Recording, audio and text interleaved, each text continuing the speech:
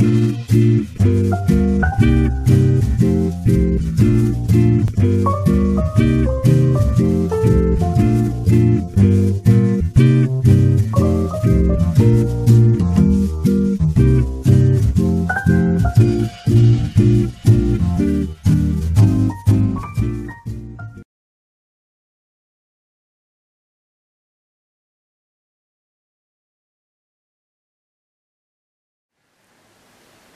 läser evangeliet för den kommande söndagen, den 15:e söndagen under året.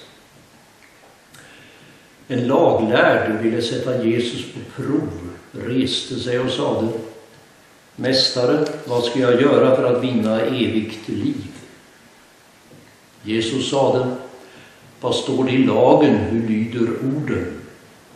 Han svarade: Du ska älska Herren din Gud av hela ditt hjärta och med hela din själ och med hela din kraft och med hela ditt förstånd och din nästa som dig själv. Jesus sade: Det är rätt, gör det så får du leva. För att visa att han var rättfärdig sade mannen till Jesus: Och vem är min nästa? På den frågan svarade Jesus: En man var på väg från Jerusalem ner till Jeriko och blev överfallen av rövare.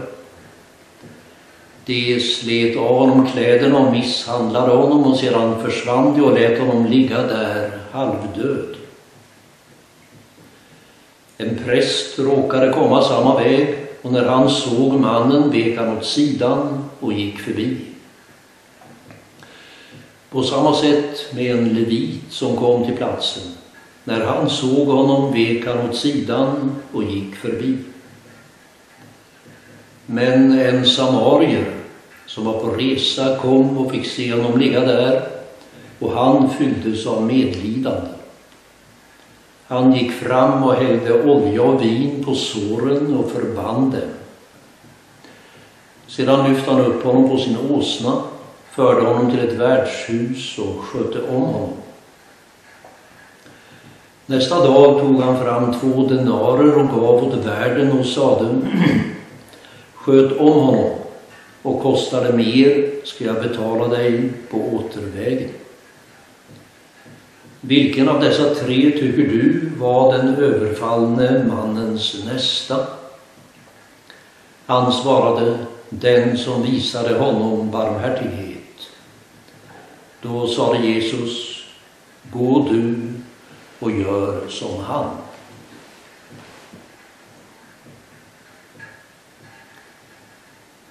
Den här liknelsen hör till de mest bekanta av Jesu liknelser.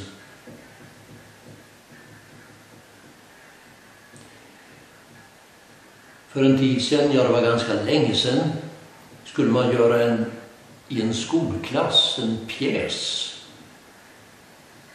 av den här liknelsen. Och när man skulle besätta rollerna så var det inte svårt att hitta rövare. Alla klasser har sina busfrön eller rötägg, skulle man väl säga idag. Också leviten och prästen gick att rekrytera folk till. Samarien, eller samariten som man sa tidigare, ja, det blev naturligtvis klassens populäraste person. Men en roll var svår att besätta. Det var ingen som ville spela den slagne.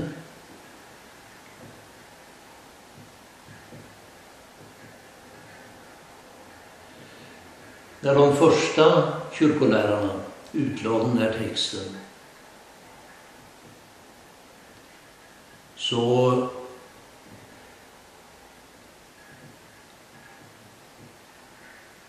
var det för dem i koncentrat hela människans och mänsklighetens situation. Den som ligger där halvdöd är människan. Varje människa. Hon har blivit överfallen av rövare. Syndens, djävulens och till slut dödens rövare. Och hon ligger där hjälplös. Samariten eller Samaria, det är Jesus. Prästen och leviten är alla de religioner som har försökt eller försöker hjälpa människan, men egentligen inte lyckas. Jesus stiger ner till människan i hennes nöd, gjuter vin och olja i våra sår och för oss till härberget som är den heliga kyrkan, där värdshusvärden lovar att ta hand om den slagen. Efter ett tag kvicknar han nog till. Och kanske frågar han, finns det någonting jag kan göra? Och så hör han uppdraget, gå du och gör mot din nästa vad Samarien har gjort och gör mot dig. Människan behöver förstå att hon själv behöver barmhärtighet.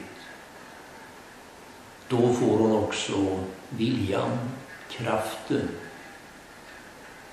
det rätta handlaget när det gäller att visa andra människor barmhärtighet. Om detta handlar den kommande söndagens evangelium.